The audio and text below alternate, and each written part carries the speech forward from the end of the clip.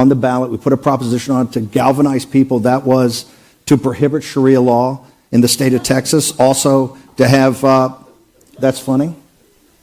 Is that funny? Bannon just called for a Sharia ban in Texas. And then he took it further. When you said this a year ago, like you've got a choice between Steve Bannon and Luigi Mangione, I think people were kind of like pretty freaked out. There is a lot. They didn't know which one to choose, right? I think people in Washington right now are much less worried that that's going to be the choice, and I wonder. And you say you think Republicans are gonna take the House. That's a very if you bet on that on Calshir politics, hold it. When you say that, look at John Cornyn. John Cornyn spent $80 million to $100 million, the same old playbook to destroy Ken Paxton. We went down to Texas with Gert Wilders and Glenn Beck in January. We had a proposition on the ballot. We put a proposition on to galvanize people. That was to prohibit Sharia law in the state of Texas. Also to have, that's funny. Is that funny? Okay, fine. You're going to see how funny it is. We're prohibiting Sharia law in Texas, and we're going to shut down a lot of this nonsense that's going on. The next thing we're going to shut down is the H-1B visas. People in the United States, citizens of this country, are not prepared to have this. You may think it's funny. Folks in Texas don't think it's funny. Folks in South Carolina don't think it's funny. And this is that seething anger right below the surface. Because the global elites, you sit there and mock these people like they don't count, like African Americans don't count, working class Hispanics don't count, working class whites don't count. That is the backbone of this country.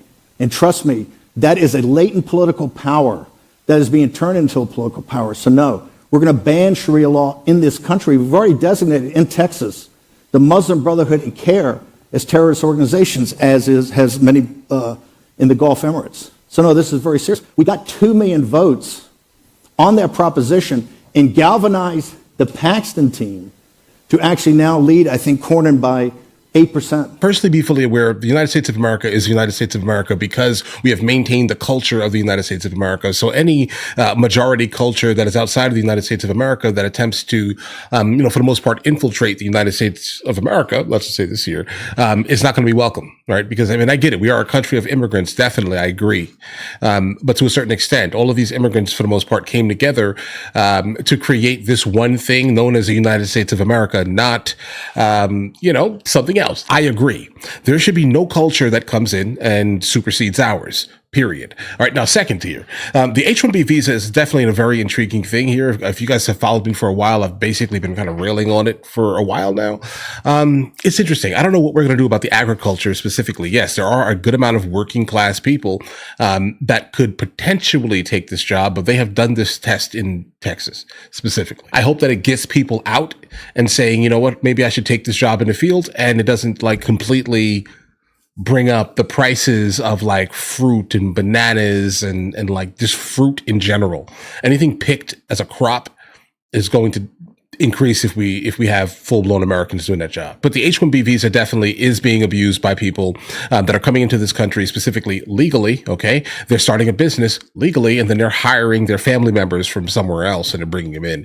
That's another shortcut way that people are basically using it. But the H-1B visa is definitely multifaceted here. Lindsey Graham, right now, the globalist, is under 50% in South Carolina. So the populist movement, when you look at really victories we can have, is more powerful than ever, and it's only going to get more powerful over time. So laugh all you want, but he who laughs last laughs best. And the people in this country are not going to tolerate what you stand for. You stand for the destruction of this country, the sovereignty of this nation, and you look for the destruction of American citizens. The system that is going to come in place is not simply America first, it's American citizens first. American citizens have to have a better deal than any foreigners here. They have to have a better deal than any illegal alien, and that day is coming. I think a lot of your fights have been inside the right, the ones that you're talking about the Texas primary, but you also have some sort of, I think, are building some unusual coalitions, and I'm specifically thinking about AI. What are you kind of hearing and feeling from the base about artificial intelligence and about the big AI companies? The American people have turned off about it. Look what happened in New Mexico. Well, first off, you talk about populism. Look at what's happened in the trial yesterday with Live Nation. First time in 45 years at a jury trial, the little guy stood up and said, "You're an illegal monopoly, you have to be broken up." Look what happened in New Mexico with Meta.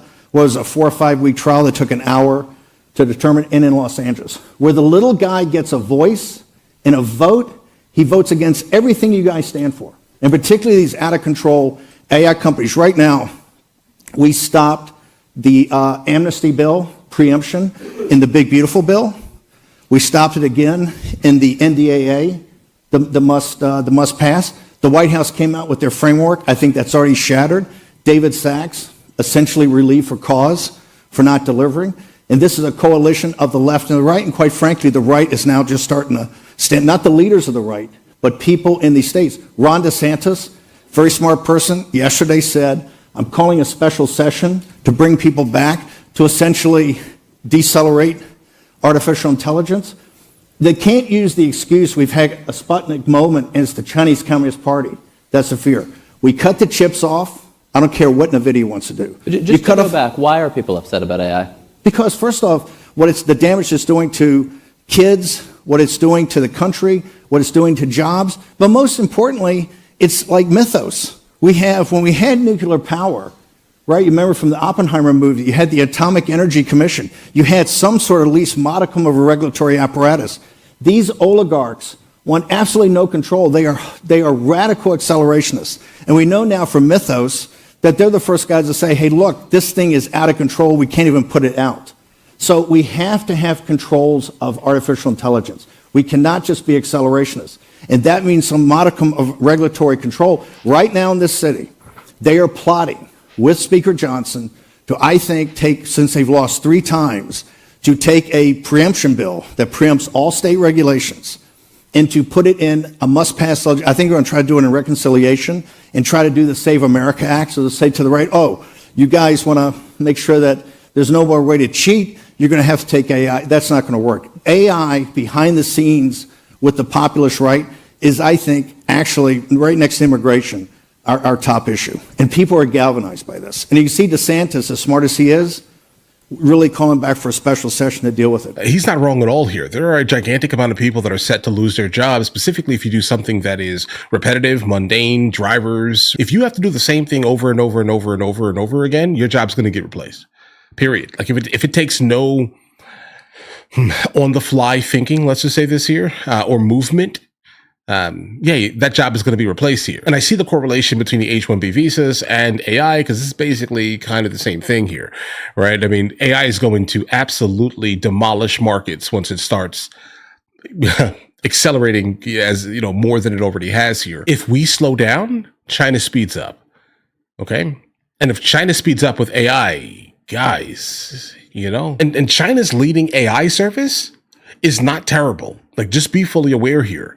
I speculate this is also the reason why they're looking at Taiwan. Taiwan makes chips. Guess what they need? If we stop and we slow it down, they're going to blow past us because AI is going to absolutely shatter the dreams and hopes of every single person on this planet. Like, because the only way to fix it now is to create some type of UBI, but I get it. That's absolutely a curse word, right? But if you think about this here, what's left? Because there are going to be a gigantic amount of people, like specifically out of work and or being replaced by some form of AI. That's the reality here. We need to definitely start kind of buckling down and kind of getting back to the idea that Americans come first within the United States of America. I don't even see how that's a problem.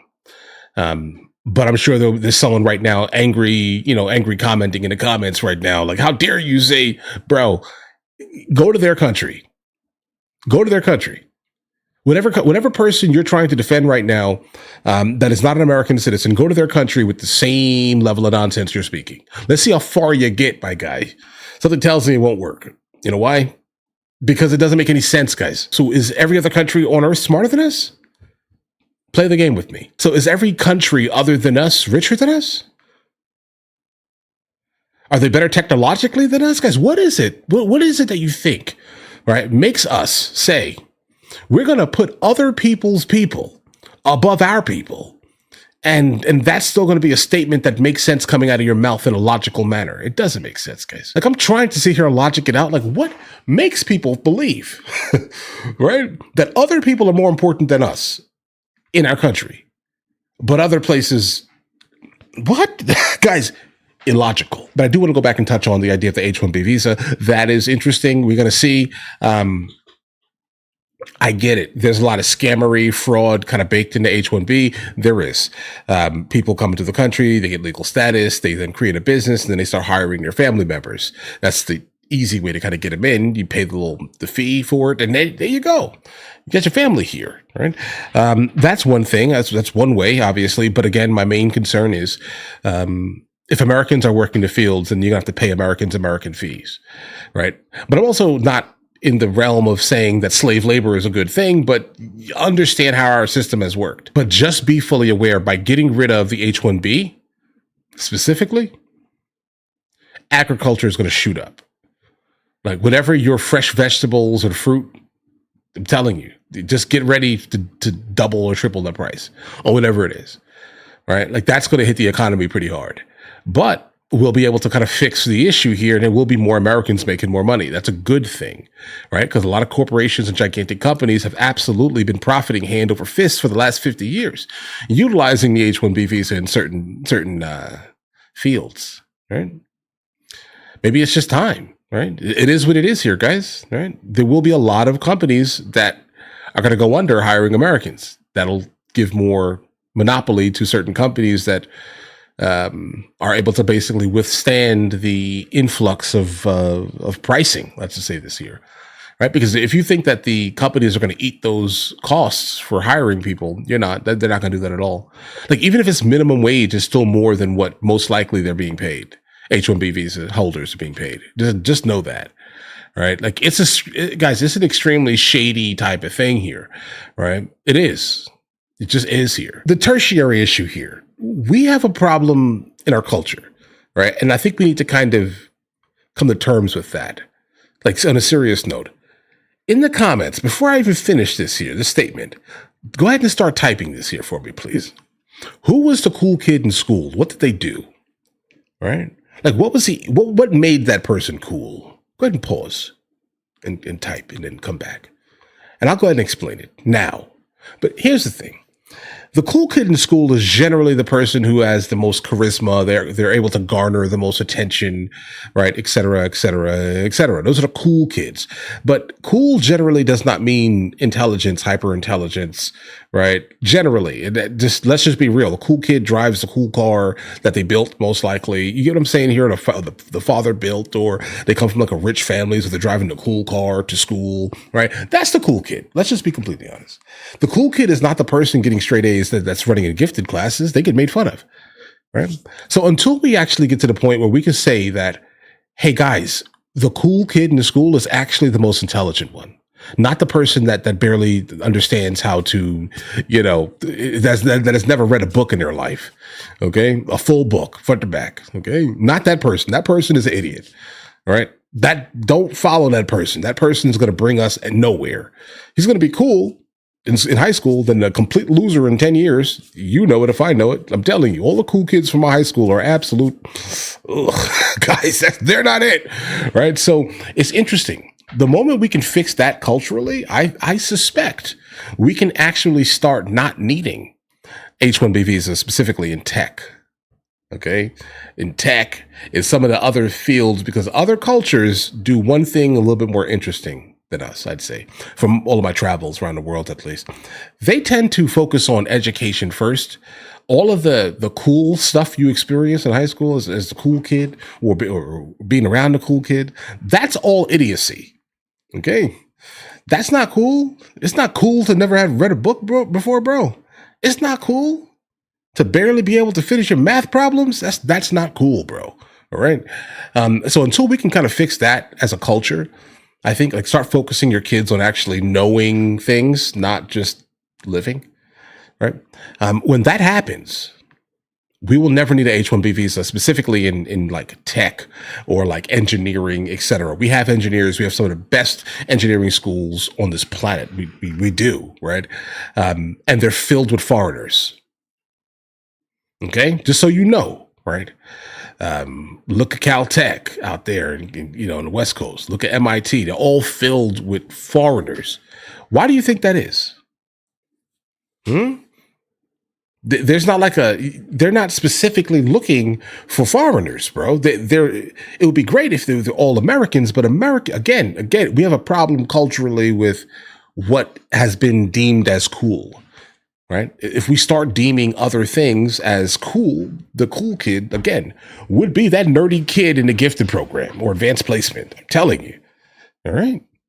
But either way, listen, the bad boy is a loser, guys. All right.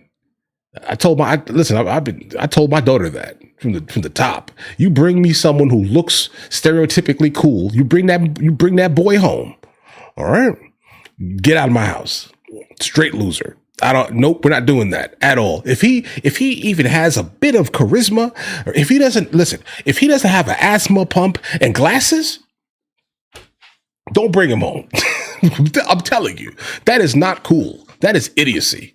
And that's the conversation I had with my daughter. Just so you know, I'm not joking with this here. Same thing with my son. Like, listen, under no circumstance do you bring any of that nonsense in front of me, bro. I can't do it. Nope. That person is going to be nothing in 10 years, 20 years. Why are you wasting your time? But either way, listen, sorry for the rant. You guys all have an absolutely amazing day. Enjoy your day thoroughly. If you guys are new here, please like and subscribe. But in the meantime, I'll go ahead and catch you guys later.